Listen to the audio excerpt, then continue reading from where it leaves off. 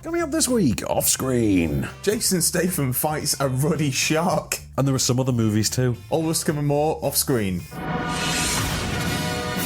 This is off screen. Off screen. Off screen. Off screen.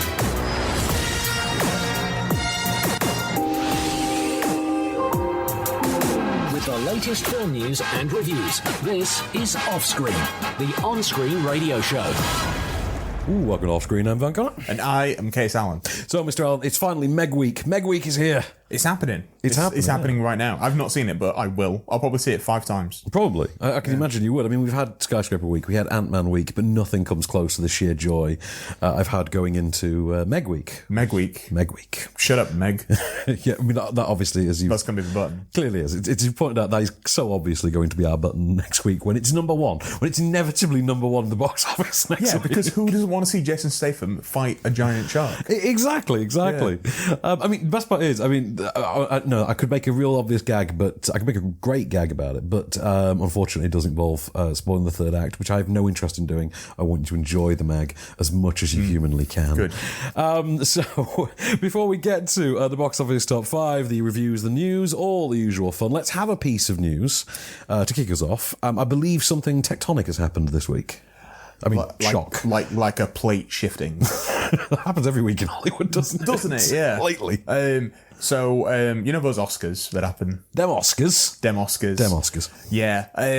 People watch every year. Every year less people watch, it would seem. But then again, is that not just a sign of the times in general? That's not really about the Oscars. That's just people in general. I guess, yeah. Or people watch it later on demand or whatever.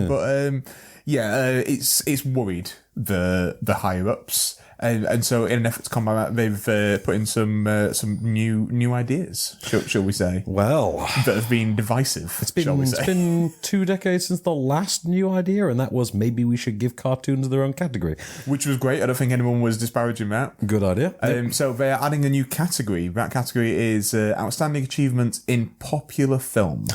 Well, that sounds patronising. Doesn't it? There's a lot of theories behind this, and none of them make ABC or Disney or the Oscars look very good. Also, hang on, if it's based on popular films, Batman vs Superman was popular, if you really want to get down to it. Well, like, how are we quantifying popularity? Yeah. Are we doing it for the box office? It's the film that gets all the dates. Money? That's what it is. It's the film that gets asked out on all the cool dates. Oh, no, yeah, we go to all the best parties. We know all the best words. That film was the first one in the group to lose its virginity. Anyway, if we're going by popular vote, Hillary will be president. Right, yeah, exactly. So maybe that's where they got the idea from. Topsy-turvy world we live in. That's totally it. Yeah. That is a category. How do we quantify it? I was having this discussion with my wife last night, and we're thinking the only way you can quantify it is the film that makes the most money. And then is it domestic box office? Is it worldwide? Is it international? Because there's films that come out in China. Is it whatever makes the most Chinese money? Exactly. Yeah. Because we could live in a world where Skyscraper wins an Oscar. Or The Meg. We'll be talking... Basically, The Meg is your first popular film Oscar winner. I put a tweet out earlier that was the dream, that the next Fury Road wins a faux Best Picture Oscar. The reality, Hobbs and Shaw could now win a faux Best Picture Oscar. Yeah.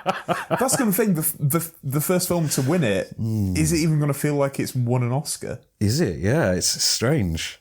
Yeah. Or is it like a consolation prize kind of thing? There's a sort of cynical conspiracy theory, isn't there, about Black Panther?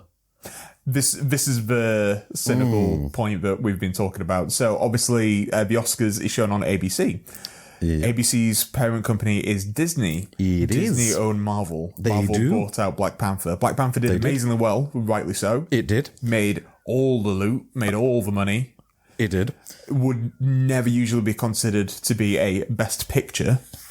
Which is annoying because it's a great movie. It's so great. It 100% could be in these top 10 nominee list. And that was the whole point of increasing the nominees to 10. Yeah. Was to include those kind of films. That's why we had District 9 to be nominated for an Oscar. Exactly, yes. Yeah. So, really, they already tried to combat it. It just has not brought in viewers. But yeah, like we've just been saying, it smacks of Disney just being like, this is the way that we're going to get these films, our films, to get nominated. We could finally get Marvel Oscars. Yeah.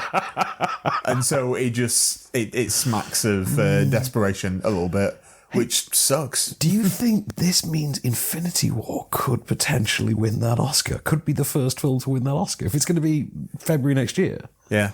It could feasibly... Infinity War could win that Oscar.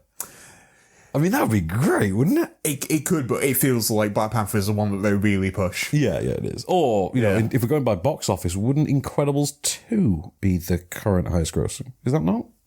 But then... Oh, no, Infinity War hit 2 billion, didn't it? It hit 2 billion. Okay, that's why I'm thinking, Yeah, Incredibles 2 is the highest animated. But then, like, aren't they marginalising their chances of winning best animated? Like, you could have a film that is... Can of worms. Exactly. It's the popular film, could be best film and animation. Yeah. And, like, we could have a documentary film, like the Mr. Rogers film. Oh, yeah. Please Be My Neighbour or something? Well, yeah, Won't You Be My Neighbour? Won't You Be My Neighbour, yeah. Yeah, that's done insanely well in America. That's definitely the definition of a popular film. It's going to make no money here. It made no money over here. Yep. People will watch it because they've kind of heard of him. But did it actually get released here? I've had nothing. It might have had like a limited run. I've not even had any press releases about it. That's bizarre. Okay, I'm going to have to look into that. But the thing is, it's a popular film as well as being a documentary. Yeah. So could that feasibly be nominated for both? The next Blackfish is going to be insane.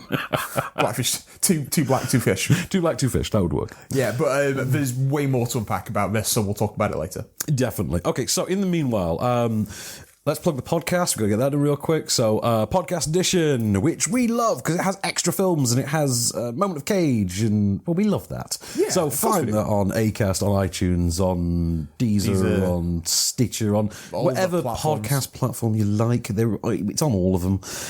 In the meanwhile, we should crack on with, I believe, our first film of the week, which is, I don't know. It's The Darkest Minds. I'll save you the suspense. The Darkest City of... The Darkest City of Bones, games, Mortal Hunger, Divergent, Maze Running. Maze Running, yeah. Yeah, okay, that's totally it. Slash X-Men. Wizarding World. Of course. Wizarding World of. And where to find them. Of course, yeah. Yeah. Okay. So, this is a YA adaptation of the first book of, I think, a 6-book series. Cool. Yeah. So we're going to get this. So we've got to have the obligatory first film. You know, the one before they realise that it's not going to make a huge amount of money and it's not worth continuing. Yeah. You know, like they did 3/4 of the way into Divergent. That's it, yeah. I mean, surely say The Darkest Minds until the last one. So first one, Darkish Minds. Darkish Minds. Right. So you've got a young girl played by Amanda Stedler who has grown up in a world in which an airborne virus has affected all children under the age of 18. It has wiped out 80-90% of them. And the survivors have emerged with mutant powers. So far, so X-Men, right? Wow. Although this is literally Terragenesis from Inhumans and Agents of S.H.I.E.L.D. It's the Terragenesis idea, but it only affects under 18s.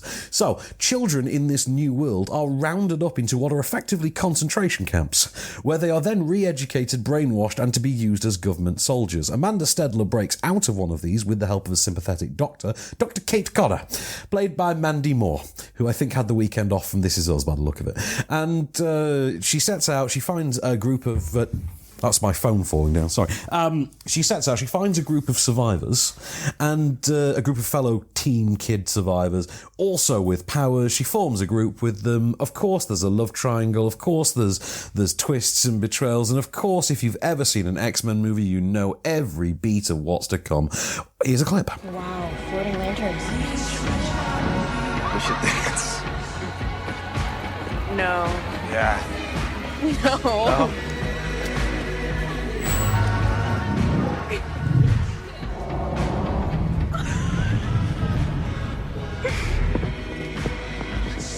It's okay, I won't hurt you. I know. That's right, you're the mind reader. I can't read minds. I can barely understand my own thoughts. You're really beautiful. What? I just said you're really beautiful.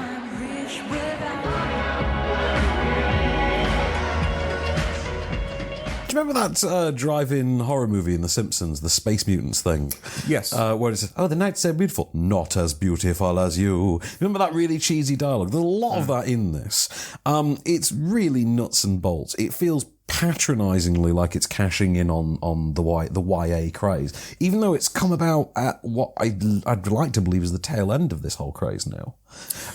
You think it's kind of over, isn't it, the YA thing? What was the last really big YA film? Wasn't that the last Maze Runner film? I think that. Yeah, and even that wasn't. But really, that wasn't big. Didn't set the box office alight, really, did it? No. So this feels like somebody watched The Gifted and thought, we could do that as a movie. It feels like someone sat through the X-Men box set in a weekend and thought, I want to do that bit, that bit, that bit, and that bit, John Peters style. I want a giant spider in the third act. It has everything, even the moment in which the Magneto pulls the gate down in the concentration camp. You literally get that moment. And you're like, hang on, this is actually made by the same company that makes the X-Men movies. No one noticed this. This apparently went over everyone's heads. Right. And we're not getting New Mutants for a while. Exactly. Because if it hadn't been delayed, wouldn't New Mutants be here now? Yeah. So this could have had a rival that actually was X-Men, run by the same studio. That is bizarre. When was that supposed to be February or April, or when was it? Oh, I think isn't early next year now. It is now. It is now. But originally, I think it was either February or April when it was supposed to be coming out. So it's one of those films that's filmed in, the now well-utilised Atlanta, Georgia film lots, because of all the great tax breaks. I feel like everything is in Everything's Georgia. filmed there, isn't it? Even about Who is America. Yep. Yeah. Right, this one takes it up a notch. She actually goes to find Sanctuary, with her mutant friends, and it's actually Sanctuary from The Walking Dead. At the end of the train tracks? Oh, right. It's the same place. Same place. You're like, oh, your Sanctuary's the same as Walking Dead Sanctuary, except theirs was filled with cannibals. It does feel so rote, so tried, so worn, so overly familiar, so repetitive. You've seen everything in this movie before. I know you've seen everything, so you know Amanda Stenberg can be a lot better than this. She's blatantly slumming it here. I believe it's Charlie Dickinson from Beach Rats, I think. And he's done better before. This is just really not up to much. It's got who's the Brienne of Tarth? Oh, Gwendolyn Christie. Gwendolyn Christie. It's got Gwendolyn Christie. Yeah, it's got those adult actors. She's got two scenes. Yeah. Right, okay. She's got two scenes. And if you know your superhero movies, I'm just going to say how they got rid of Danny Houston at the end of end of X-Men Origins.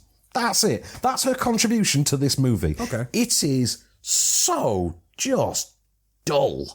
You sat through the whole thing thinking, I couldn't care less about these very generic characters. At one point, there's a love triangle tossed in because YA, and you just think, I couldn't care less about any of the three of you.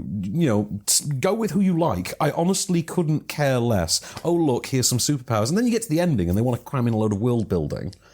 And there's just where a character literally just vanishes and sets up a revolution at one point. And you think, why not? Like you can just get that on Craigslist. I'd like to purchase one of your revolutions, please. Revolution for hire. No time wasters, please. That's it. I came away from the whole thing thinking, do you remember Mutant X? That really awful Fox X-Men rip-off TV series from sort of around the turn of this century? Vaguely. This is like YouTube Red decided to reboot Mutant X. That's absolutely what this feels like. It's aimed seemingly at 12-year-old girls who don't know who the X-Men are.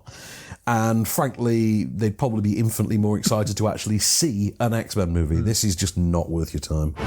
With the latest film news and reviews. This is Offscreen. And we're back, Mr. Allen. Hi. So, do you like dogs? Sorry, Can I do it the Brad Pitt way? Do you like dogs? Nice. Well done. You've been working on that for a long time. Take that. This one, that one for that. I can't understand a word you're saying, which means that is a pretty spot on. Just because you can't understand it. Impression. I watched a bit of Snatch the other night, that's why I mind. Yeah, but, famously more of a cat person. You are indeed, yes. Yeah, so I kind of have like a cat and a half. I've got a cat that lives in my house and remembers a stray cat that comes outside my house. I have seen it. He's probably there now. He's very threatening. He is very threatening. He's not threatening at all. He's lovely. He's amazing. It's just the way he stands there. It's like Bart Simpson flying the kite at night. Hello, mother dear. Literally, I answer the phone to my mum that way all the time. Really? Just with Bart Simpson's And creepy. she doesn't understand the reference. No, she got the reference 20 years ago. I think she's forgotten it since. Right. But anyway, back to the point. So you're a cat person. Do you like Mother's Day, New Year's Eve, and Valentine's Day? Do you like those movies? As in, the films or the days? What? I mean, do you like the days? The answer to both is no. Okay, right. Well, I've got bad news for you because the format of Mother's Day, Valentine's Day, and New Year's Eve as a film has now been revived for Dog Days. Right. Which, I mean, not a day. Not a day, I know. Not a day. day. But this is directed by Ken Marino, of all people. Remember Ken Marino? Oh, no. I didn't pen Ken Marino to be the new Gary Marshall. No. I never looked at Ken Marino and thought that you should clearly be the new Gary Marshall. You're going to take up the Day franchise? Yeah, he has taken it over. Yeah. He's done the same thing. He's gone and got himself a sort of... well, actually, not as movie star caliber a cast as the Gary Marshall movies. He's got more TV caliber. So he's got, for instance, Nina Dobrev. He's got Adam Pally. He's got Vanessa Hudgens and TV cast. Like anyone who's been on like Scrubs or the CW. Anyone who's been in one of those shows. Like, were you in Happy Endings? Come aboard. Yeah. It's one of those movies. It's like a rom-com / drama. It's like 22 short films about Springfield or Shortcuts, an anthology movie. The only link between all of these characters is the existence of dogs. Not that they have dogs. Not that they like dogs. Simply that dogs exist. Must like dogs. So, must like the existence of dogs. Here is Adam Pally, who's been forced to look after his overbearing sister's dog while she goes off and selfishly gives birth. He is a slacker musician. A B word. I know. He's a slacker musician case. He lives in this rundown yet strangely massive downtown LA loft. How can he afford it? That was exactly what I asked. I tell you what, here's a clip of him Dog trafficking. Twist. I know you've seen a film. I've wrote you a better film. No. I've got better. All on the same lines. But let me play the clip. This is Adam Pally being woken up by a large dog.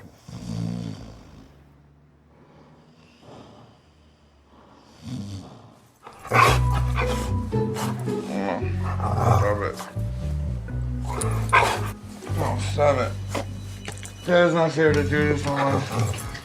You're being mean to me now. Now you're being mean to me, and I'm letting you stay in my house. You have to get away from me.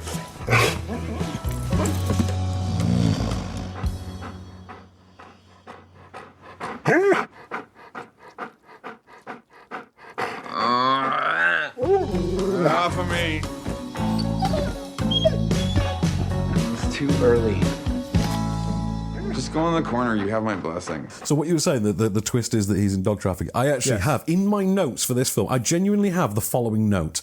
Extra star if this movie ends with the reveal that Michael Cassidy's character is a serial killer. Update, they do not do this. Shame. Yeah. Missed opportunity. So the dogs don't talk. It's important to get that out of the way, so thank God for that. They don't talk. What was that, Will Arnett? Oh, dear. What was that? Show dogs? Show dogs. Show dog. Just not like that. No, there is no Ludacris playing a dog here. It's Mother's Day grade writing.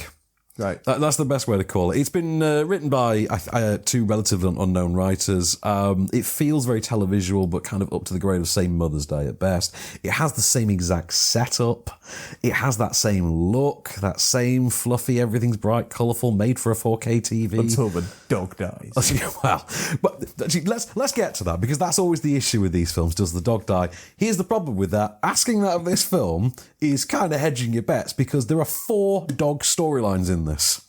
One of them's gonna die. Well, there's only 4 endings to stock endings to these family-friendly dog movies, and there are 4 dog storylines. So, just gonna put it out there. Yeah. One of the dogs gets adopted. I'm not confirming or denying. That's usually one of I'm the not endings, confirming or isn't it? denying. I'm not confirming or denying anything. I'm going to leave you in suspense. You're going to have to see the movie case, and you've got a screening link, so you damn well know you can watch it. Yeah, but I've also got access to better films.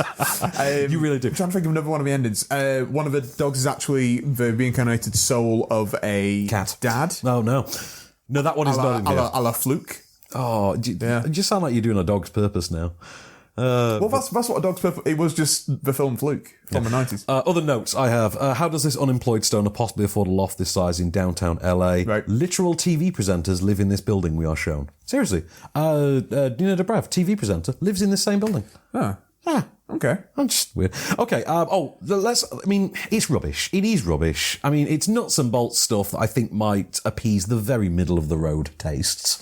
But it is kind of, family-friendly drivel with a bit of a rom-com thing in there. And do you know what? Nina Dobrev's very likeable in it. And Vanessa Hudgens, I think, has actually got more charisma than she normally offers on these things. But, and it's got a film role for Ron Cephas-Jones. Oh, so that's good. Yeah. And do you know the best part? I've forgotten his name. He's just, from Luke Cage to me. And he's amazing in This Is Us. Oh, yeah, well, I'm not gotten into This Is Us yet. I will. Okay, so let me just go through the last couple of nitpicks. There is a synth pop cover of Who Let the Dogs Out. This aggression must not stand. Yes. Is there anything Jack Antonoff won't ruin? Damn you, Ken Marino. Let's see. Of course, yes, I cried because it's quite mechanically emotionally manipulative. Like, I'll give it that. Like, even a rubbish film can make you cry. A Dog's Purpose made me shed a tear, and A Dog's Purpose is complete drivel. Yeah, but it's also a documentary about how badly dogs are treated on a film set. Apparently, yes. There are outtakes on the end. This baffled me because the outtakes for this film consist of, literally, people just actors stood around on the set having conversations. Just regular conversations about anything. And then every now and again, one of them will burst into hysteria, Jimmy Fallon style, to try and punctuate a gag that doesn't exist. Yeah, exactly like that, with the hand clap, yes. It's like the end credits answer to... do you know what? I'm not even going to finish that one. There is an awful gag about Bed Bath & Beyond that's also really, really forgettable. And they have to actually thank Bed Bath & Beyond at the end of the film for this gag. Seriously. Anyway, I have no idea why Ken Marino has revived this format. Not a clue. Don't know why. My big takeaway from it all is that between this and Baywatch, John Bass is just absolutely slaying it without his league female co-stars. He really is, because he's gone from... who was CJ in Baywatch? That blonde lady. The blonde lady. Kelly Rohrbach. Kelly Rohrbach? Yes. Yeah. Kelly Rohrbach. He's gone from Kelly Rohrbach to Vanessa Hudgens. And yet he still looks like a trout. He still looks like... And he plays to it. And his name is Bass. What? John Trout just didn't sound as cool. No. Okay, having said that, it's a 2-star film, and I'm going to give it one of those stars entirely because there is a sequence set during a baby shower in which they accidentally, offhandedly, play the score to Schindler's List. And you get a star from me just for that. Yeah, exactly. It's a brilliant gag, isn't it? Yeah. I'm struggling to find the gag. Yeah, they just play the score from Schindler's List, and the whole gag is, this is not very cheerful. You're like, yeah, no gar, it's Schindler's List. And have a guess which actor it is who puts this on, by the way. Ben Kingsley. Thomas Lennon. Remember Thomas Lennon? Yeah, I love Thomas Lennon. Yeah. Is one of the shower gifts just like a little red coat? Yeah, See, that's a level of intelligence you would expect from Ken Marino, isn't it? But no, you don't actually get that. So no, I mean, this is one for your mum, less for yourself. My dog sat and watched it though in relative peace. Well, that's good. So have you got a piece of news for me before we do the top 10? The top 5, sorry. Top 10. Yeah, do you know this old Sonic movie that's coming out? I'm familiar with it. Doesn't it star James Marsden? Is it James Marsden? It is, yeah. And I want to say Tika Sumpter. You would be correct. Oh my God, that was a reach. Jim Carrey. And Jim Carrey is Robotnik. How'd I forget that? Which is, we watched the trailer for Kidding. Yes, we did. That looks insane. It looks bonkers. I want it. Did you say Michelle Gondry? Michelle Gondry, isn't it? Yeah, is a producer, and Jim Carrey's, I think he's produced it as well. But it just looks like a Michelle Gondry film. It really does. Which we've not really had for a while, so that's pretty great. But we've got a voice for Sonic. Yeah, who's the voice? I love it. Ben Schwartz. Oh, I mean that I can see that. Actually, he kind of looks weirdly like Sonic. When he's Jean Ralphio and he's got the hair up, he kind of looks like Sonic. Kind of looks like an anthropomorphized Sonic the Hedgehog. You could just dye his hair blue and he could be Sonic. Oh, please tell me that's actually the movie, because I just want to see him like Barry Allen style running around. Yeah.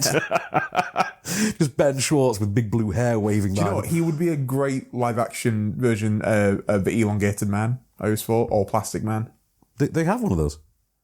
I know, but in a film. Oh, in a film, yeah, of course, because as Warner Brothers have proven this week, they really don't care what's going on TV. No. They're just going to greenlight what they like for film, regardless of whether or not it exists on television. It is days until we get the announcement of the Green Arrow film. It really is. Yeah. Okay, should we do the top 5 for this week? Why not? Number 5. Hotel Transylvania 3, Summer Vacation? A Monster Vacation? Monster Vacay. I think there's a different title overseas. It's something like the Summer Vacation or something like that. It's like a weirdly, like a really bizarre, petty little title change. Oh, I hate when they do that. Yeah, tell me about it. We've got another one of those coming up this week, by the way, starring John. In this show, starring John Hamm, where we've got a really crappy UK title. So Transylvania 3, it's it's the standard holiday sequel. It's like Alvin and Chipmunk's Chipwrecked. Yeah, it's that again, but it's animated, and there's this whole storyline about Dracula dating. It's fine if you really like the first two, I guess. I'm not particularly in love with them. I like the animation style because I like Tartakovsky's. I quite enjoyed the first two. That's the thing. I just forgotten about them over time. Like, they were fine when I saw them, but they've not stuck with me or anything. The only thing I remember is I really like that animation. I think the actual style is really good. I think the first one actually really holds up. We watched it. It was on TV recently. We watched a little bit of it. It's really good. I think when the trilogy's out on Home End, I'll give it a good go through. Yeah, I did that with the Ice Age movies a couple of years ago, and I got a lot out of them. I think doing that. But has anyone tweeted us on this subject at all? Right, I don't think this is the actual John Wick, but anyway, John Wick _3. Okay, and the picture is just John Wick. Says. In fact, can you read this, but read it as Keanu? Because you do a way better... You want me to do a Keanu? You do a way better Keanu Reeves than me. Okay. Let me pull up the tweets. I'll do a Keanu. This is a first for us. I love this film series. Beautiful story. Nice animations. Whoa. Hashtag Hotel Transylvania 3. That's my Keanu. Okay, there we are. We're done. Number 4.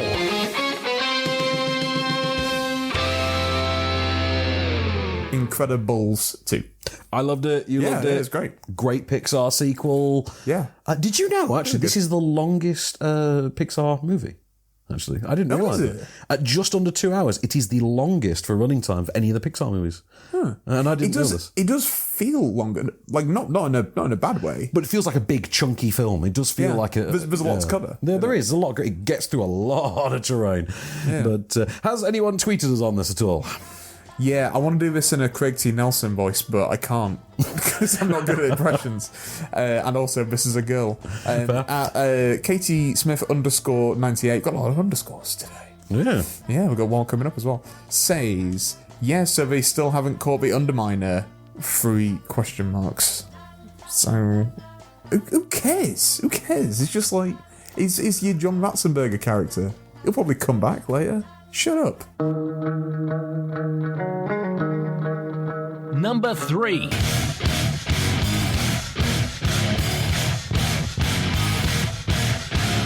Running 6. Do you know every time I hear that guitar riff, I just want to grab my Oakleys? Yeah. I want to put my red... Is it a New York Yankees hat? Is it? I don't remember what because he always worked backwards, didn't he? So he never saw what was on it.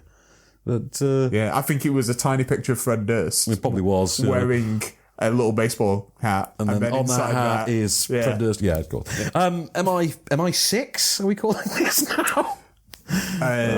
Cruise run. Cruise control. There we are. Yeah. Cruise control, running. Exactly. I mean, I thought this was a great movie. it's very much this franchise's film. It's this franchise's Skyfall, really, I think. In terms of the spectacle and the scope and how it ratchets everything up and really tries to do something unique and with genuine mythology, I think it's this series Skyfall. Okay. Yeah. I can see that because it's really the first film that properly ties in some of the other films. It does. It's the first time this series has continuity. The first time a sequel feels like a sequel for this franchise. It's mad. I know, because we've had like 9 of them. Yeah, and we get 2 big stunts. Yes, very big stunts. Like usually for these films you get 1 big stunt, and then for this we get 2 huge stunts, and they're both stunning. There is a point in this movie where you again get to reach the conclusion of Tom Cruise just has a death wish at this point, right? That's why he keeps making these sequels, because he knows it's the only way he can get out of his contract with Xenu, because those things last for 10,000 years. Yeah. So it's like, if I just run into a building and die, then I'm off the hook. I owe Xenu nothing then. The other thing is, after this movie, is there really any need for anyone to ever attempt a helicopter chase again? think we've done that now. I think we've nailed it. Yeah. The best one. Like, he learned how to fly a helicopter for 2 years for this. And do you know what? That's it. We never need a helicopter chase ever again. This movie has it. Just going back to the Oscar thing. Go on. Right. If we're giving it to, like, instead of giving it to a film, this whole popular... Because the full title of it is Outstanding Achievement in Popular Film. So it could be a sequence from a film. It could, yeah, or it could be a person. Ooh. Give Tom Cruise an Oscar for learning to fly a friggin' helicopter for 2 years. Yeah, but by that rationale, even better, we could finally get Mickey Pence an Oscar for Ant-Man. We could absolutely do that, because that is an astounding achievement in a popular film. What, talking fast? I said, yeah. So has anyone tweeted us at Mission Impossible? Yes, at BDF331. Okay. Snappy name. It says, I went and I went saw... to school with the BDF 3D one. Did you? Yeah. Of the Cincinnati? Of the Cincinnati 3D ones, yes. It's all nuts. It says, I went and saw hashtag Mission Impossible : Fallout for the 4th time. What a nerd. After the movie, an 80-year-old man, presumably Tom Cruise, Okay. high-fived me because he loved it so much. That never happens. I love that. I love that idea. It's a nice Oh my idea, God. but it never happens. He continues. He exclaimed, I hope I'm alive for the 7th mission. Wow. I hope he is as well. Yeah, I mean, I hope this fictional person is alive for the 7th one as well. Number 2. Mamma mia, here I go again. My, how can I resist you? Mamma Mia 2, here I go again. Here we go again. Did you know, according to BuzzFeed and this quiz that you can see that I have actually done on my phone, I'm 40% young Donna. I've got a lot of young Donna tendencies. Yeah. I'm a beautiful free spirit who can def rock a pair of overalls. Image courtesy of Universal Pictures. Nice. I can imagine you with some dungarees. I think I could pull that off. Yeah. I don't sleep with quite as many male tourists as Lily James, but In the film, do you see her like hook up with the all three. Right. Okay. Yeah, all three. Yeah. It's an interesting idea, isn't it? To Godfather Part 2 it. It is an interesting idea, and to be fair, I think it's a better movie than the first one is. Having said that, the first one feels very much polished and chiseled and refined, and this feels a lot more like they cooked it up, on the fly kind of thing. It doesn't really feel like Richard Curtis is involved, despite the fact that he's, credited as being on the script. Is he? Yeah, Richard Curtis is credited as being on the script for this. I don't know that. Yeah. I know it's like discovering he did Paddington or something, isn't it? But I had fun with it. I think Hugh Skinner, who plays young Colin Firth, is just hysterically dorky, and I think Jeremy Irvin does the world's greatest Pierce Brosnan voice. Had fun, sang along with some of the songs. There you go. Who's tweeted? Right. At Andanam. Great name. I quite like this tweet. Go on. Not to be dramatic, but hashtag Mamma Mia, here we go again. Changed my life. Please don't talk to me for the whole week unless it's about Mamma Mia. Thank you very much, and feel the beat of a tambourine. That person really liked Mamma Mia. Yeah. Number 1.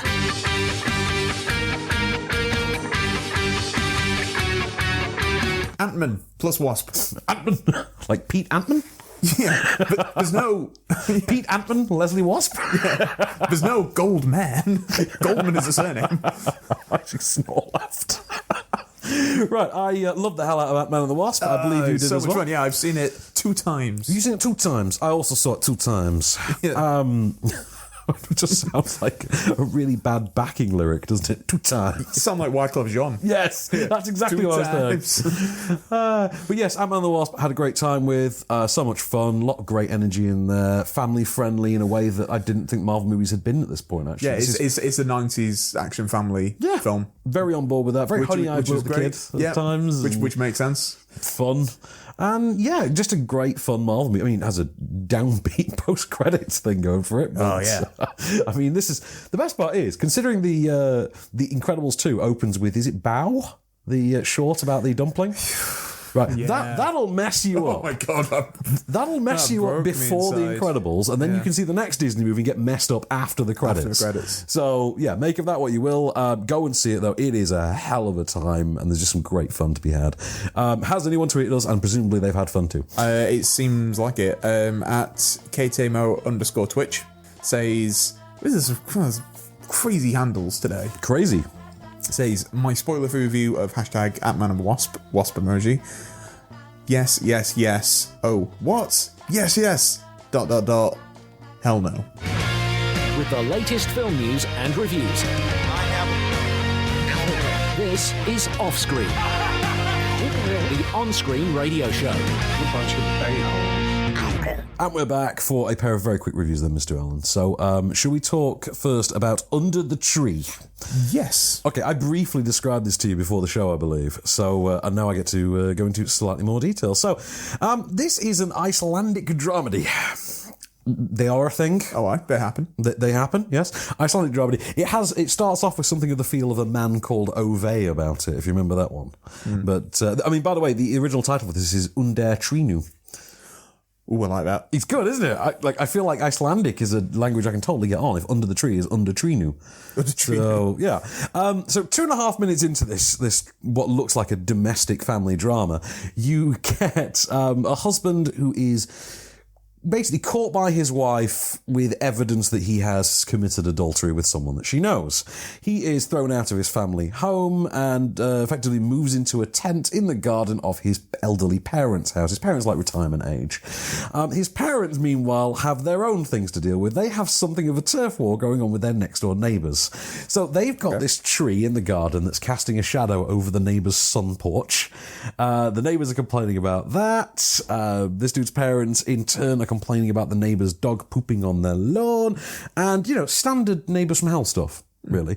Only this goes to, like, John Waters levels of extreme.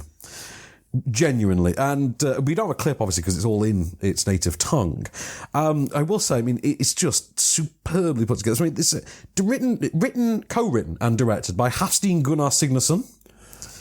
You love that name. You've practiced that. No, actually, I just did that completely off the cuff. Thank you. It is written with this brilliant set of characters. They are all jaded and cynical and petty, flat out nasty. I loved every one of them. I thought they were great fun to sit with. Absolute scumbags. Absolute, just the nastiest pieces of work. By the end of this movie, even the nicest one amongst them is a complete scumbag. It just escalates. It goes from... I mean, there's language in my notes that I can't read aloud, but it just jumps from whimsical to filled with like this Edgar Allan Poe-like dread of this tree hovering over them all. Then it can be disarmingly jaunty, and then it can be like satirically creepy. Then it's just out and out psychotic, and then it just blows your mind. The cast are great. I have such fun with these characters, and the ending is a little bit obvious, but it's brilliant. It's a brilliant ending, and it's the only way you could have ended this film. And it's like the comedic answer to The Mist. It's not obviously not the same thing happens. You don't have a mist for one thing, but just that kind of level of oh my god, really? So yeah, Under the Tree, absolutely see that. It is so worth catching. You've got a screen link. Check it out. I shall indeed. You really should. Now let's talk about a movie with a stupid UK title. Which is? Well, it's that movie Beirut, but for some reason in the UK it's called The Negotiator, which itself is the title of a 1998 actioner starring Kevin Spacey and Samuel L. Jackson that I really love. Bleep Bleep and Samuel L. Starring Jackson. Christopher Plummer and Samuel L. Jackson. That's exactly what I said. Thank you for correcting me. So John Hamm's a former diplomat who's worked in Beirut. He's worked in Lebanon, basically at the point that the civil war starts to begin. And his wife, his local wife, his wife is a local. She's killed in an attack that sees him basically give up life and return to the US and go into union dispute contract law or something. He is then summoned back into the fold years later into what is now a very different political landscape when his former partner, his former colleague as a CIA operative played by, who's it? Mark Pellegrino plays Lucifer in Supernatural. You know the dude? Oh, that dude. Yeah, he was in Dexter. He's Julie Benz's ex in Dexter, I think, as well. when he is kidnapped by malicious forces, he steps into the fold to try and negotiate the ransom and the release, only to then discover that the actual ringleader of this abduction operation is his former sort of ward, a young boy from the local area whom he'd sort of taken under his wing when he'd lived there with his wife years later. Here is the two meeting as adults. I need to see Cal. Impossible. I need to see Cal and I need to speak to him. Find that outfit, that comes first. If I had your brother, I would let you talk to him. It's impossible. It's only impossible if he's dead. Hold on, what, are you kidding me? I'm supposed to trust you now? Huh? You're the whole reason I'm here. I gave my life up to protect you. I want you to listen to me very closely if you ever want to see your brother again. I don't make a move until I talk to Cal. That dude really wants to talk to Cal. Like, he's really hell-bent on it. Yeah. Okay, so get this Cal on is... the phone. You better just text the dude, man. I'm kidding. It's like 1982, I think, this movie. So, I mean, it wants some of that Argo money, clearly. It ain't getting it. This is a nuts and bolts period thriller, really nothing more. I mean, that's the theory. It's a thriller. In actuality, it's less thrilling than you'd like. It's reminiscent of, do you remember the Two Faces of January? The Viggo Mortensen, Kirsten Dunst, Oscar Isaac. I saw that, yeah. Do you remember that? It was all right. It was all right, Yeah. but the thing is, although it was an old school thriller, it was a properly old school thriller where they used to rely very heavily on drama rather than, theatrics. This is very much like that in that it leans far too heavily on its drama. John Hamm is pretty generic as a pretty generic character. I mean, he literally sports the "my wife is dead" stubble. You know that stubble that you only get in... I can't shave, for I am mourning.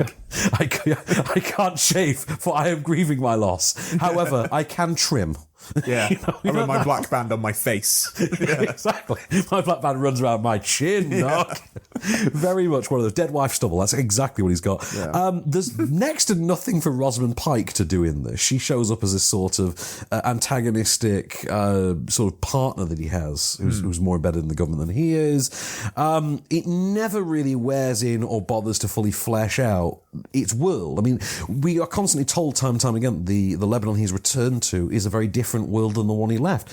But we're not really shown how. We're kind of just told all the time. We're kind of told what this environment is without really ever being shown. A lot of it is in darkened rooms. You can see the ending coming a mile off because this thing really thinks it's setting up its own period set Jack Ryan series. It's far too long at 109 minutes, and to be honest with you, I would best describe the whole thing as serviceable. It's it's too drawn out to be a thriller. It plays more like a drama with the occasional chase sequence. So, yeah, not for everyone. Just go watch Mission Impossible Fallout. Do that, or even Two Faces of January. With the latest film news and reviews, this is Offscreen, the on-screen radio show. And we're back, Mr. Allen, for one last ride. And what a ride. On a big shark. On a big shark. There's so much I want to say about the Meg that I can't for spoiler reasons. It's one of I can't wait for you to see it because we're going to be talking about so many great moments in it, and it is a film of great moments. So it's great then. It's great fun. It's great fun. I'm not going to bury the lead. It is great fun. So, general gist of this was: this is directed by John Turteltaub, who of course brought us the National Treasure series, yes, and The Sorcerer's Apprentice. Let us never forget that the franchise that wasn't that so clearly deserved to be, and infinitely more than the Pirate series. So John Turteltaub is back this time. Jason Statham versus a giant shark, which I maintain should have been the title for this movie. It's the tagline for this movie. Yeah. Statham v. Shark should have been the tagline. I mean, the taglines they have been great. Isn't it chomp on this? Chomp on this, yeah. Or biting down and things like that. So this follows Jason Statham as undersea deep sea rescue operative Jonas Taylor.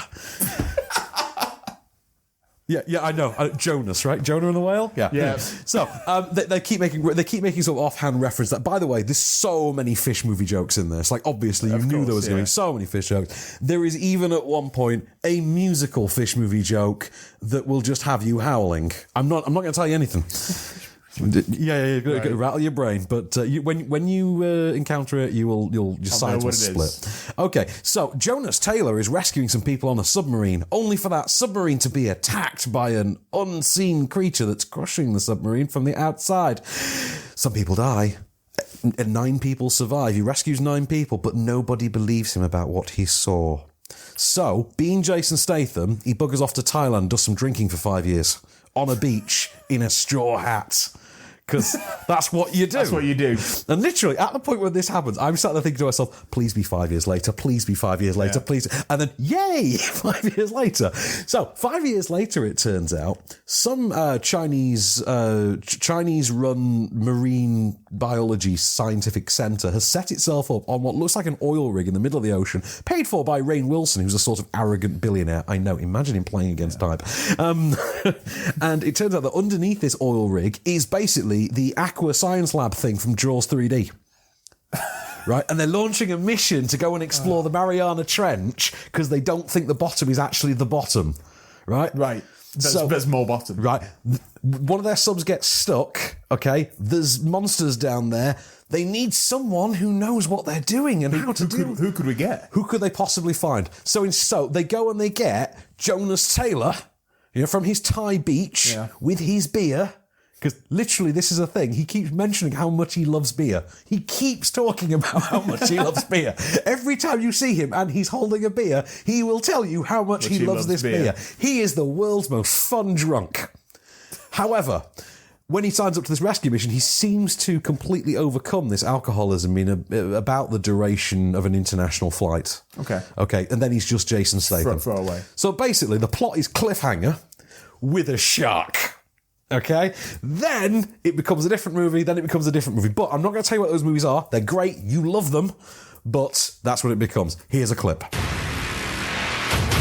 She's coming. Oh boy. It was the largest shark that ever existed. Thought to have been extinct for 2 million years. That thing's out there. We need to find it and kill it. Why don't you just put a tracker on it? Did you guys ever watch Shark Week? It's Megalodon. Right, there's a great moment. It's my favourite moment in this whole movie. Is there is a point about a third of the way through when they've encountered this megalodon, when everyone finally believes this megalodon, and Jason Statham just offhandedly, with no setup whatsoever, just starts calling this thing the Meg, and everyone just accepts it. Everyone just accepts it. Right? Like, that's a normal thing. Like, when you're down the pub with your mates and you're just casually talking about a megalodon. Just, as you do. Yeah, we've got to go see the Meg. We've got to go catch the Meg. We've got to go catch the Meg. Oh, the Meg's coming for us. Things like that. He keeps calling it the Meg. There's no decision made. There's no naming moment. It's a bit long-winded, isn't it? Just keep saying, look, it's the Megalodon. Yeah, it's brilliant that he just casually adopts the Meg as a name, and nobody acknowledges this, and they all just start using it. Love it. Okay, so on that note, the writing then, he absolutely gets that balance between straight-faced Hollywood creature feature and comedy. Yeah. And Statham brings a lot of that sort of natural, charming charisma with him. He's on fine, quippy one-liner form. He's vintage Statham here. Classic Statham. He is. He looks a bit more gaunt than usual, but not quite as buff, strangely. I mean, he's got the muscle of him, but he seems a little deflated. Leaned. Like, this is clearly between Fast and Furious movies kind of thing. Yeah. Like, obviously he's back in training for Hobbs and Shaw, you'd imagine. So the script does a pretty good job of handling some absolutely bonkers exposition. Because you can, like, Jurassic Park level exposition, Dino, DNA, really convoluted exposition. It pulls it off. Let's see. I got great amusement out of the fact that the only person objectified in this movie is Jason Statham, and he does it very cheerfully. He's very, very happy about being objectified. But to say, he's on fine form. Rainn Wilson's absolutely playing to type. Ruby Rose playing to type as well, which does beg the question about whether or not Sexy Hacker has become the new replacement for Manic Pixie Dream Girl. Like Hurricane Heist and movies like that. They all have to have a sexy female hacker now. And that's Ruby Rose here. That's what we have. There's a great moment, actually, in the script in which Jason Statham more or less turns to camera and tells the audience, pay attention to Ruby Rose, take her seriously, she's going to be a star. And he's like, Oh, wow, okay, we're doing that. Brilliant. I'm in. There's Winston Chow in there, who's a kind of Chinese billionaire type, who just takes this brilliant crack at doing that Ken Watanabe philosophizing into the middle distance thing. Yeah. You know that thing that... let them fight. We've been together too long, Case. It's the best thing about that whole film. It really is. Let them fight.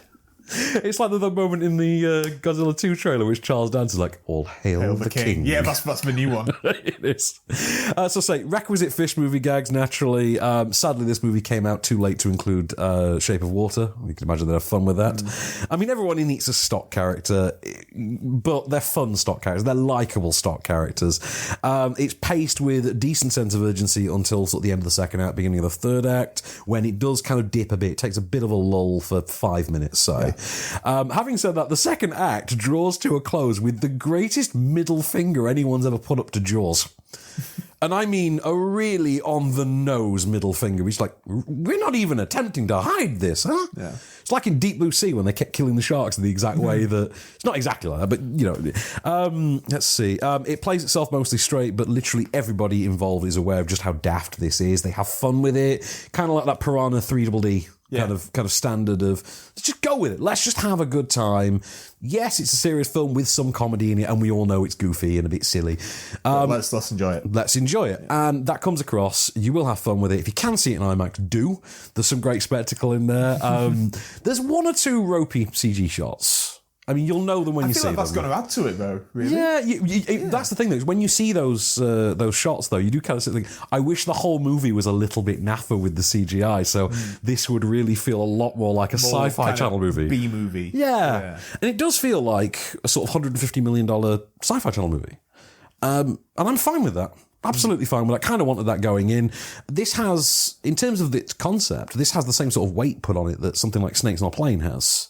You know, in terms of you've got such an internet-friendly concept. I mean, Nicolas Cage is going to have to deal with this in a few months. So pretty meme-worthy. Exactly. Yeah. But, you know, we gone from Snakes on a Plane to Statham v Shark to... Staves on a Plane. Next we're going to have Nicolas Cage fights a Jaguar on a boat. So... Oh, yeah, that happens. You know, we've got to wait for that one next. That's going to be great. What is that one called again? Primal. I need to watch the trailer for that. There's no trailer yet.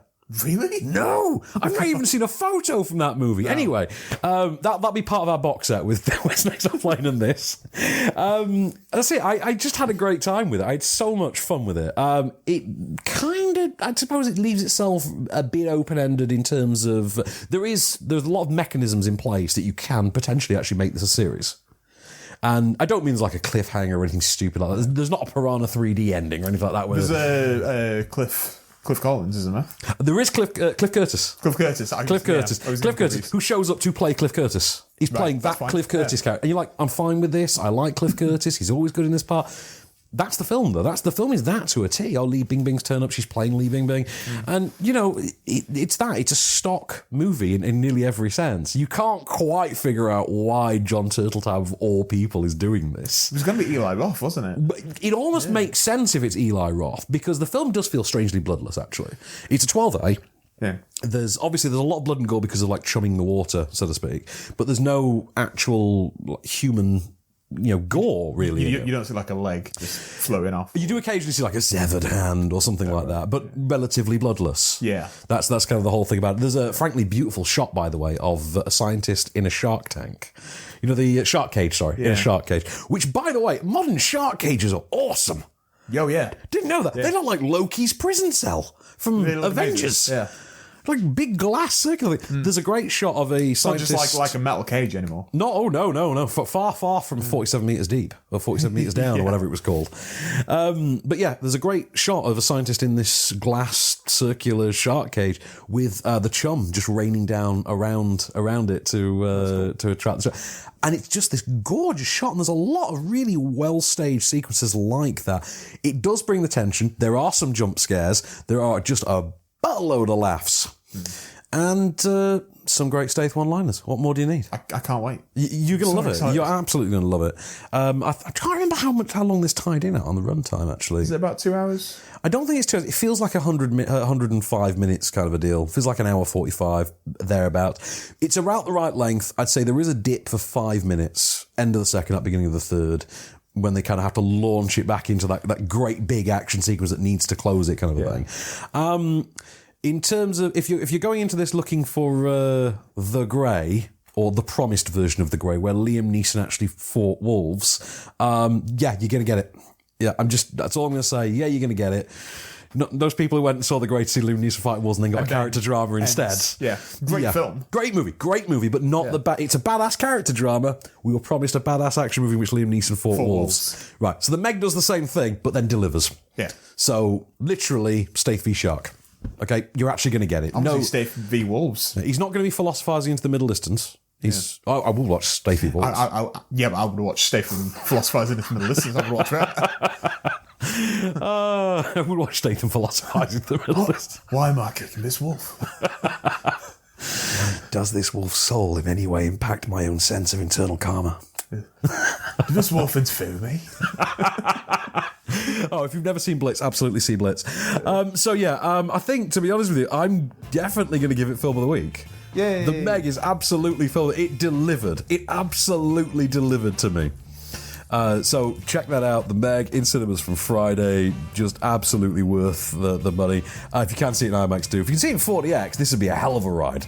I want to go and see this in 40X. Next one, we're off next week. I forgot. We're off next week. We are going to return the week after, though, and I do know what's out that week if you're interested. And what is out that week? We have the documentary The King. We have the Emma Thompson drama The Children Act. Ooh. We have the Slender Man movie Slender Man. The Slender Man. That film, The Creeping Kid. I'm just going to go there. We have that movie about Luis and the Aliens. It's called Luis and the Aliens. We have Black Klansman, the new Spike Lee joint. Oh, I know. Can't wait for that. We have Not a Good Samaritan, but a Bad Samaritan. Right. We have Alpha, Sony's Cody Smith McPhee-led movie about a boy and his wolf. Oh, yeah. Yeah, that prehistoric thing was like 10,000 BC. And last but certainly by no means least, we have we have Mila Kunis, we have Kate McKinnon, we have The Spy Who Dumped Me. That is out, and that's getting like a midweek release as well. So is it? I think it's like a Wednesday. So strange. Yeah. Okay. So is it Wednesday or Monday? Oh no, Happy Time Murders is out on a Monday the week after. Oh man, yeah. Yeah, it's out on a Monday. Who knew? But looking forward to that. In the meanwhile, this has been a Canny Store production for On Screen. I've been Van Connor. I have been Case Allen. And we shall return. Just show me the way to get out of here, and I'll be on my way. You've been listening to Off Screen. For more news and reviews, visit onscreenfilm.com. Okay, cut. That's a wrap.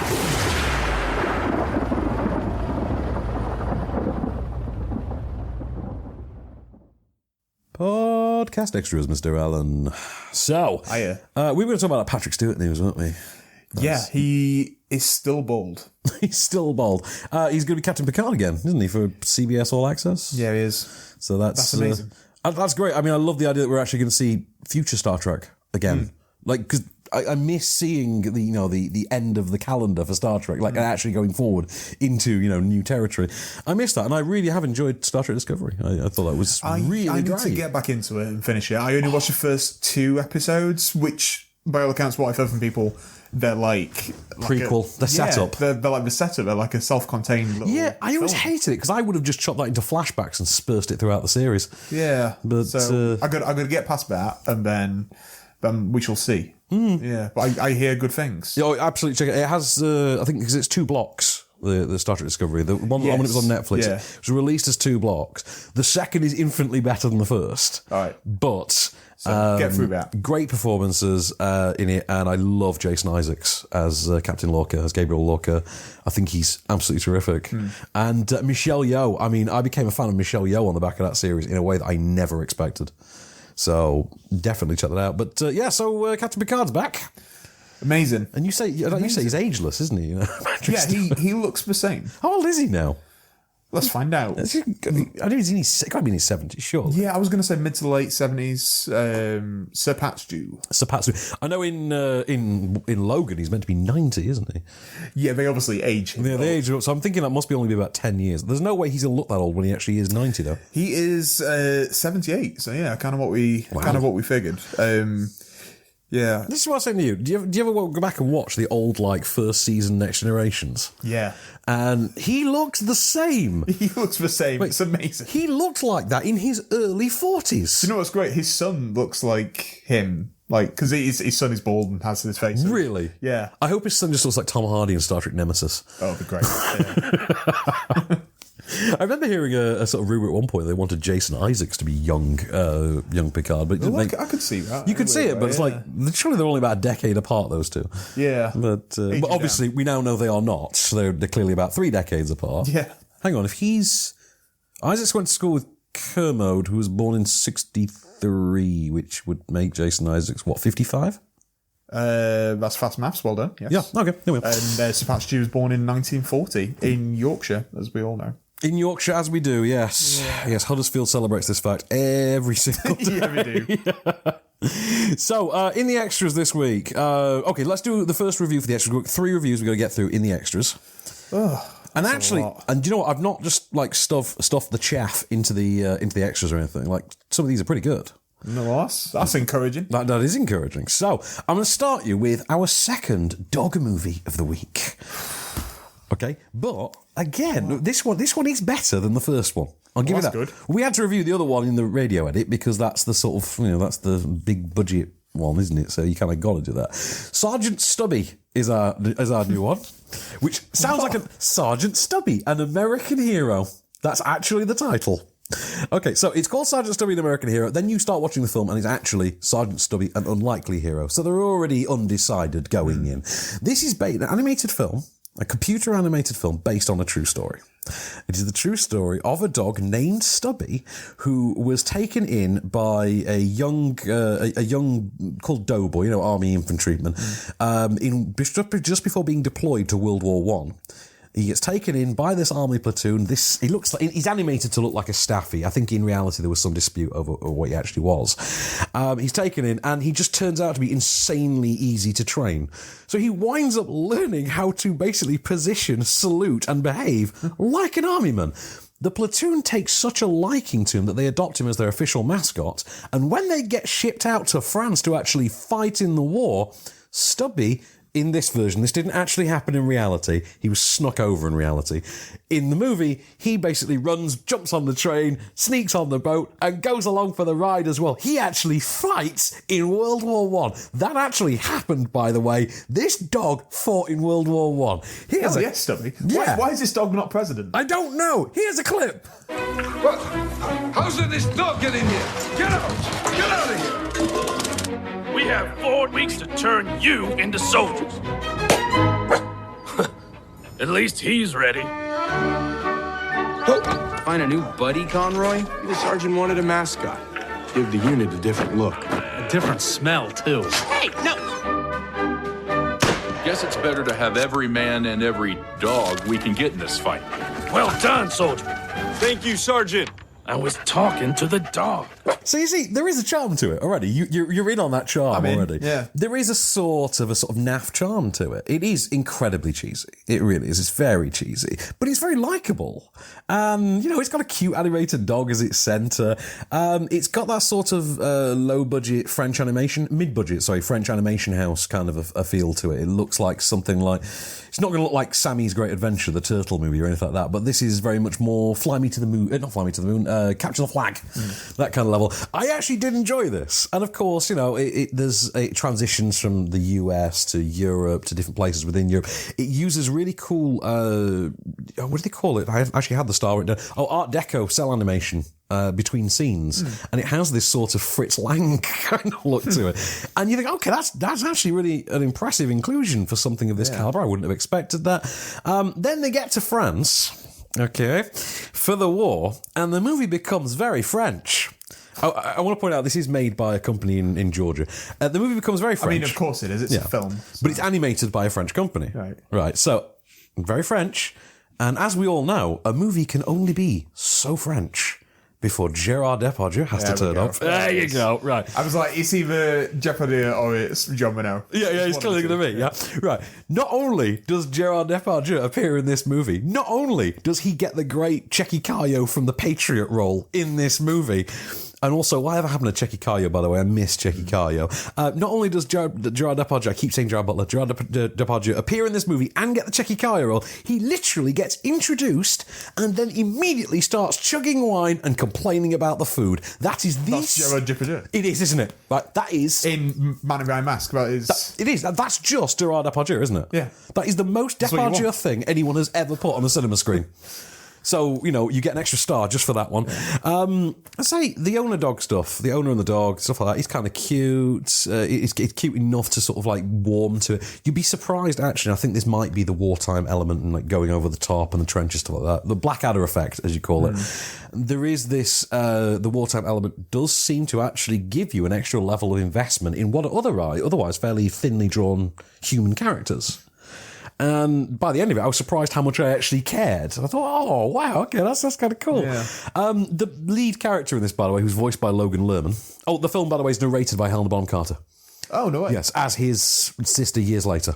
Am I allowed to look at the cast list? Yes, you can now. I just didn't want to spoil Gerard Depardieu for you. Well, why would you? Well, those are basically the only 3 stars in this movie. But Logan Lerman's human lead looks strangely like Neil Patrick Harris around the time of Starship Troopers. Just putting that out there, it just struck me as odd. Yeah, this is a weird resemblance. There is, isn't it? Also, I just want to ask, what kind of soulless monster, okay, during wartime, peacetime, whatever, what kind of soulless monster would shoot at what is clearly a lone dog? Does that happen? I don't want to watch this film. Well, this dog goes into no man's land at one point. They just start shooting him. You're like, okay. I mean, first of all, I'm just going to spoil one thing for you. Stubby did survive the war. That's good. Okay, Stubby survived the war, so don't be thinking like the Germans capped him in the face or anything. That did not happen. Okay, so there's no need to go on, what is it, doesthedogdie.com? Is that it? Yeah, big, popular website in my house, doesthedogdie.com. By the way, don't type the Meg into that. So, that's one reason it's not getting watched in my house, apparently. But yeah, it ends with that sort of requisite acknowledgement of the real Sergeant Stubby. It brings up the real picture. And I'll be really honest, I got a bit misty-eyed when it did. Because it is a very sweet movie. It's very cute. Yeah. And I think if I had a young child in my house, I other than the one I keep in the cage under the stairs, I would totally have this on. When your child is born, I will happily watch this with your child. And I'm never leaving you alone with my child. Well, I mean, why not? I've already got the cage under the stairs. I'm prepared, man. He'll have his own cage, thank you very much. He'll have his own travel cage. A travel cage. For the offspring who has everything. Except freedom. Yeah, except freedom, obviously. Yeah. Oh, that was the other thing, by the way. When I was reviewing The Darkest Minds, there's a bit when they start putting all the mutant kids into concentration camps and cages, and you start thinking, this was probably so much more of a shocking idea a year ago. Yeah. Yeah, like now... Before it just happened. Yeah. Cages, kids, now, maybe not quite so, out the realm of possibility. Yeah. So, yeah. Anyway, let's have a look. Apparently Terry Crews wants to come back for another Deadpool movie. Do it. Do it. I don't care how they do it. Just do it. Make it happen. I'm just happy for Terry Crews to do anything. Also, I think after the last year, he's kind of earned it. After having had his show cancelled and all of his, let's just say, public inquiries, I think he's earned it at this point. Yeah. But the trailer's out, by the way. Have you seen this for the Nutcracker? Oh, the Four Realms. I saw the trailer had been released. I've not watched it yet. Because they kind of had to retool it and pushed it back, didn't they? Because the director, was it Lasse Hallström, wasn't it? Come home. He's too busy making a dog's repurpose. Oh, God. You're just imagining that movie now, aren't you? Yeah. It is very funny, isn't it? But Steve Buscemi and Chris Cooper in A Dog's Repurpose. I want to see that movie. Yeah. Yeah, he got... he didn't necessarily get replaced. No, did he just leave? I'm not sure what the story was.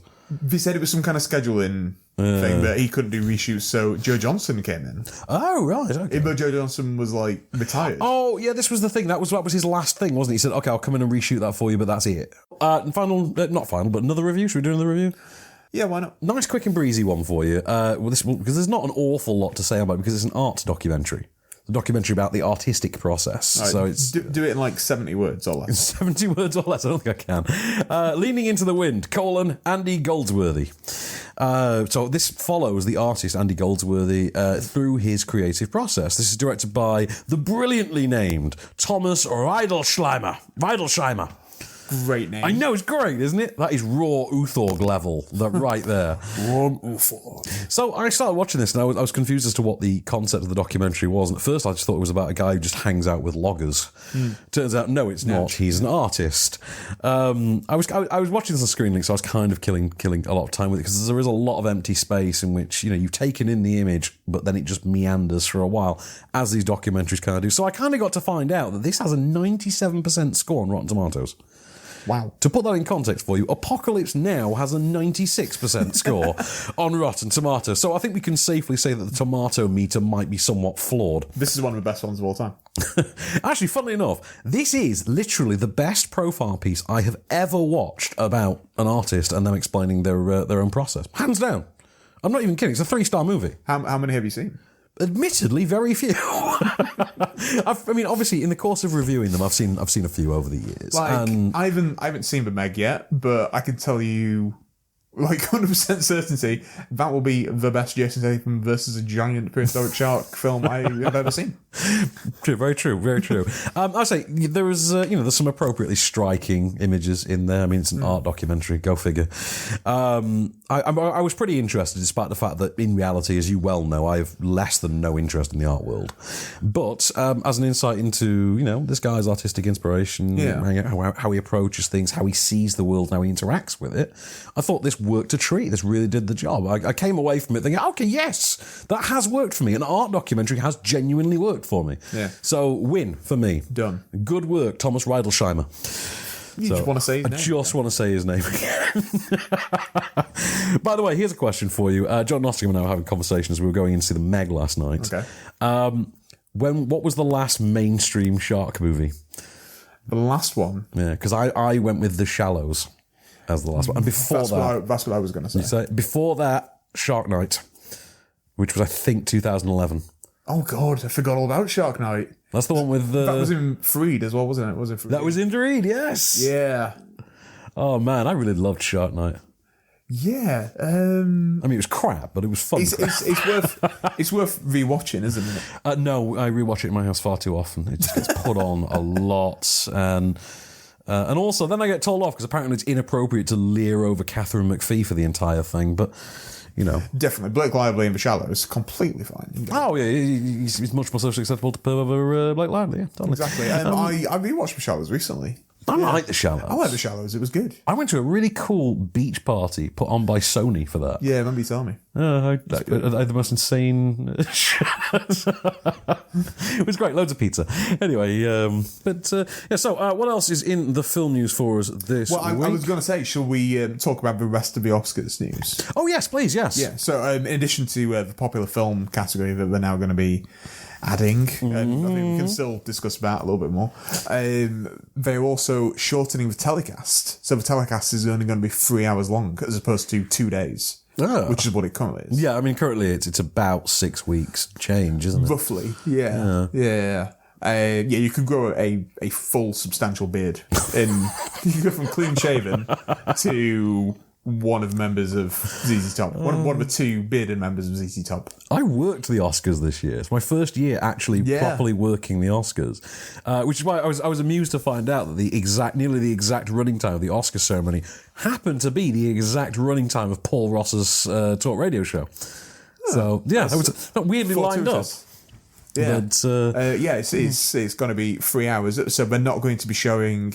Yeah, we're going to do what the Tonys and some of the other award ceremonies do, where they film the whole thing, but for certain categories, they will only broadcast them later on. We're not going to broadcast them live. So I don't know if we're going to do like a BAFTAs thing, so we have like a time delay, I guess. So we're going to start the ceremony earlier and have that delay, I guess. But I don't understand as well why they've done this like semi-news announcement now instead of just like getting everything lined up and then announcing the whole...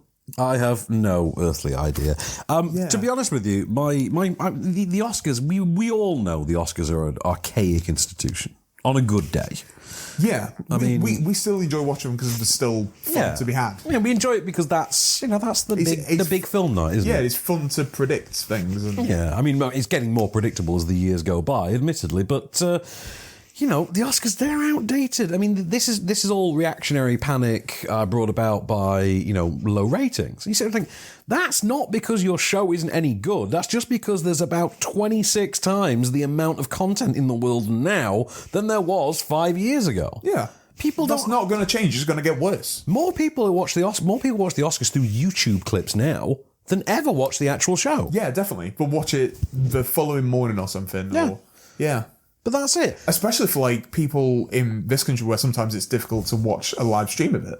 Unless you got Sky Movies. Exactly. If they put on an actual live stream, like an unfiltered live stream, they could charge for that.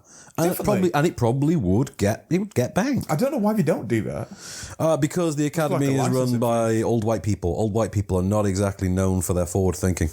Right. Yeah. I mean... Famously, I mean, slavery, the tobacco industry, just things like that. Brexit, alt-right, just things, Yeah. Not to generalise. One of my favourite comments I read about Brexit, when the whole thing this took a turn. Well, you brought it up now, so it's fun. We really pivoted. It's fun to talk about. We're in a different podcast. Someone on Twitter said, if all the people who signed a book of... memoriam for Princess Diana when she died. If all those people somehow got snapped out of existence, Brexit wouldn't have happened. What? Oh, so you're saying Thanos could have actually saved the EU? Yes, that's good to know. Yeah. Oh, it's funny to have our goalposts, isn't it? Yeah, definitely. But this whole new category thing as well. It's brought about other discussions of why don't we add categories that we've been waiting for years and years, like stuntman? Yeah, that's the first one, isn't it? That everyone goes to is stuntman. Yeah, or practical effects. Because we have visual effects, so how is it such of a stretch? Yeah, I get that, because a stunt is a visual effect. Yeah. In fact, it's even more impressive a visual effect since it's actually been physically done. Exactly. So there's that. I always go for casting as well. Yeah, I always go for casting. I always say that would be good. Yeah, definitely. Casting directors do not get... So it's just every time Chris Nolan has a new movie out, it's just his casting director walking away with it every time. Oh my God, he's got Tom Hardy again. Yeah. Oh look, he's got Morgan Freeman and Michael Caine back together. This never happens. Yeah. Are we good with Morgan Freeman, by the way? Because he's on the Nutcracker poster. And is he? He's on the Nutcracker poster, and I'm just thinking, hang on, I thought were we not doing the thing with Morgan Freeman, the same ousting thing that we're doing? I thought we were spacing him. I don't think we've got to a full resolution about that yet. Oh, okay. So for the time being, he's cool. I don't know if he's cool. I think he's in limbo. He's in limbo, should we say? Oh God! Imagine being in molester limbo. He's in one of the four realms from the Nutcracker film. One of them being limbo.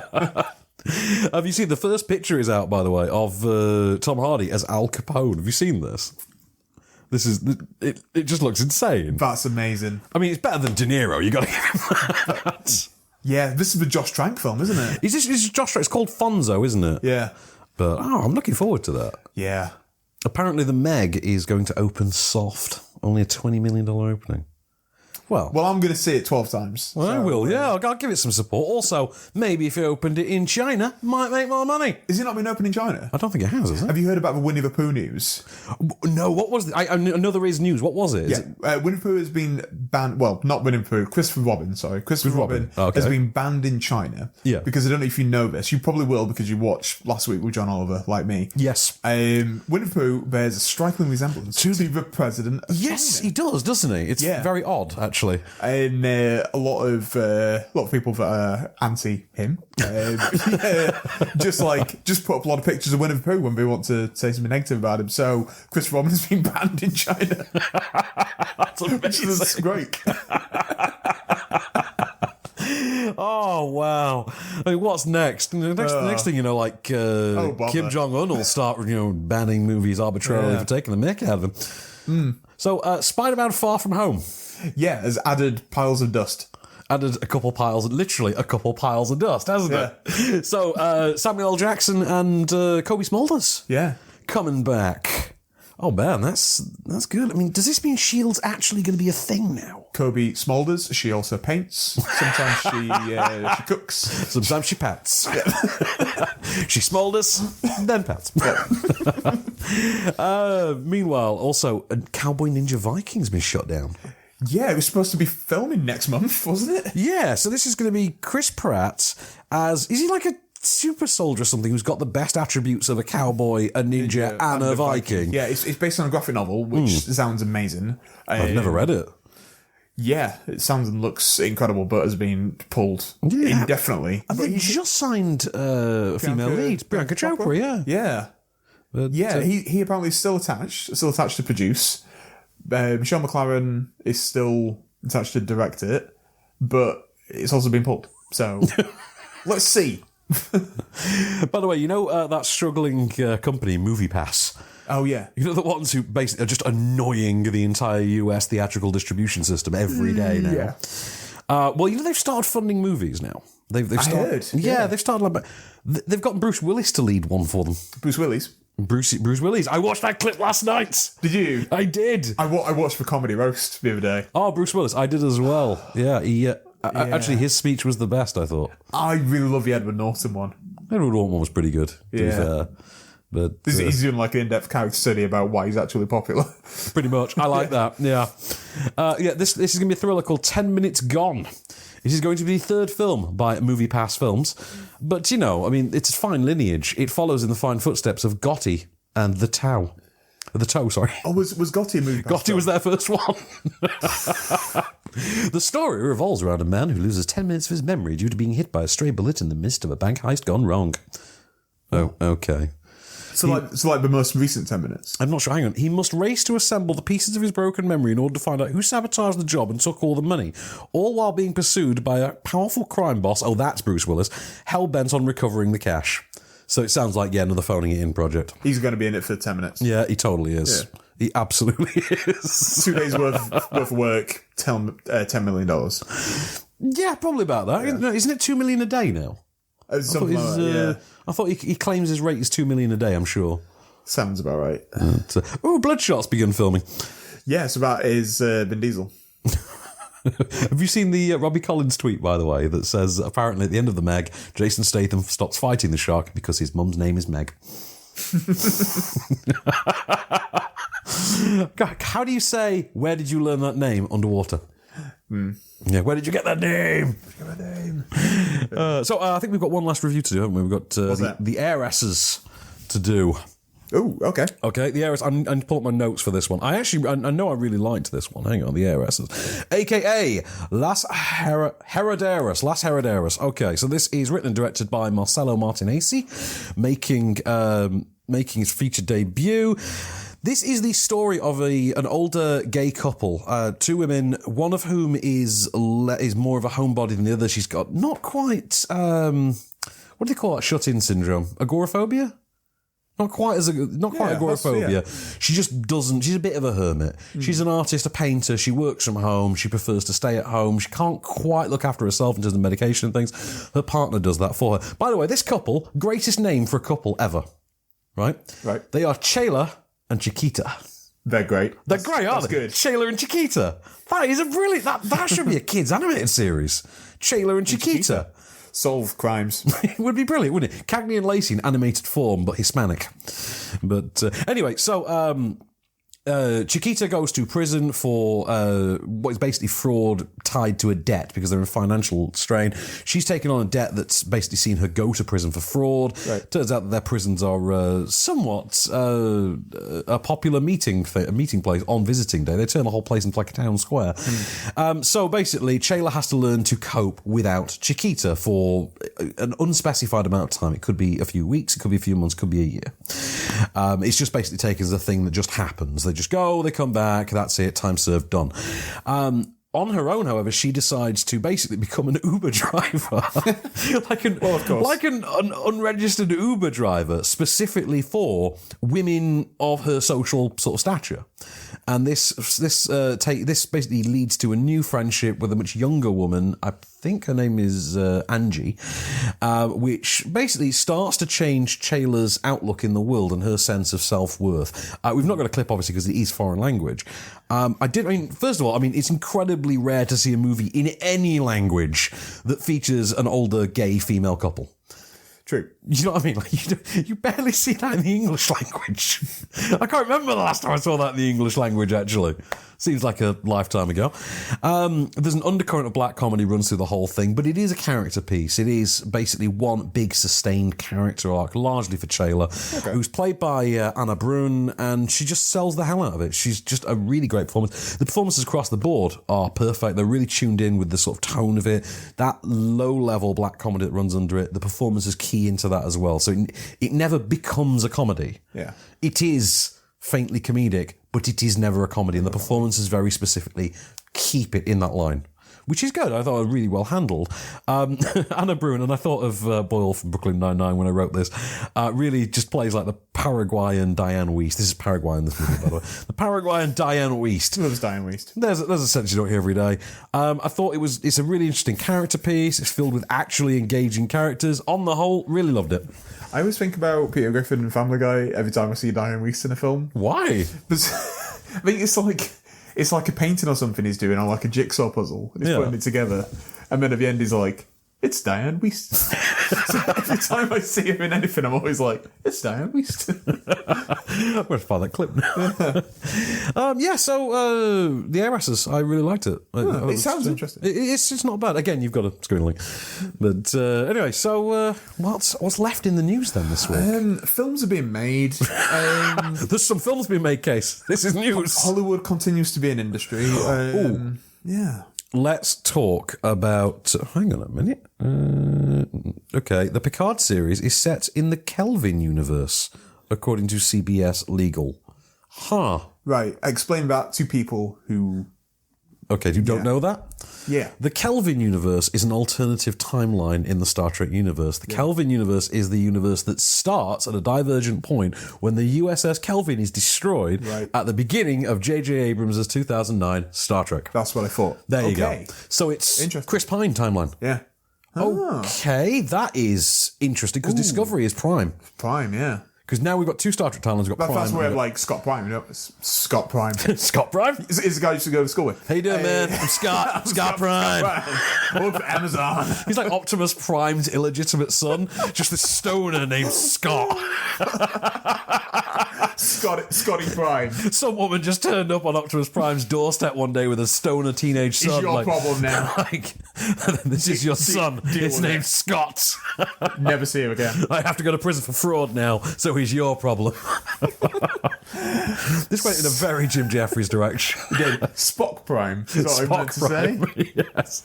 So Spock Prime is from the William Shatner universe, which is the Prime timeline. Yeah. And Kinto Spock, as I've been calling him. Kinto Spock. He's from, obviously, the Chris Pine. That's the dish from Wagamama's. Is it a Kinto Spock? Yeah. I love a chicken Kinto Spock. Do you know I won loads of free food from Wagamama's recently? In a promotion. Where was mine? Well, I was in Soho Square at the time. And I don't particularly like Thai food, so I just gave them all to Bex. Fudge you. I'm sorry. I would have paid £50 to go to Wagamama for free. Oh, can I read you the note? Right, because we can put a spoiler warning out now. So spoiler warning, not really a spoiler warning, but just in case, because there are some people who get a bit petty about this. Like me. But I don't think you will. Depends what it's about. Oh, actually, no, I'm not going to do it. No. I'll tell you what. Is it about Meg? It is about Meg. Then no. No, I'm not going to do it. No. I'm going to wait till you see it, and then I'm just going to say it to you privately. Okay, that's what I'm going to do. I'll do that like a good boy. Yeah. I will. Okay. Jeez. Well, do you want to wrap it there? Yeah, I think it's best. Yeah, I think it's for the best. Yeah. Okay. On which note, here it is, your moment of Cage. Yeah. This is the Taliban. That's what this is. Oh. This is I'm gonna get them motherfuckers. They blow themselves up. That's money. Yeah. That's money. Hey, shut! Where's the 15,000? You gonna get it, man. Relax. All that. Did I not do what I said I was going to do? Yo, man. Relax. Tell me again to relax. I'm not looking to beat you, man. Where's my money? I'll get your money. When? Tomorrow. Where? My place. Give me a cut of the uncut dope. Look, I'm gonna pay you in money. This is interest. That's bull, man. What's that, little man? Yo, Midge, chill out. Here. Now put that gun away before you kill somebody. Kill all of you. To the break of dawn.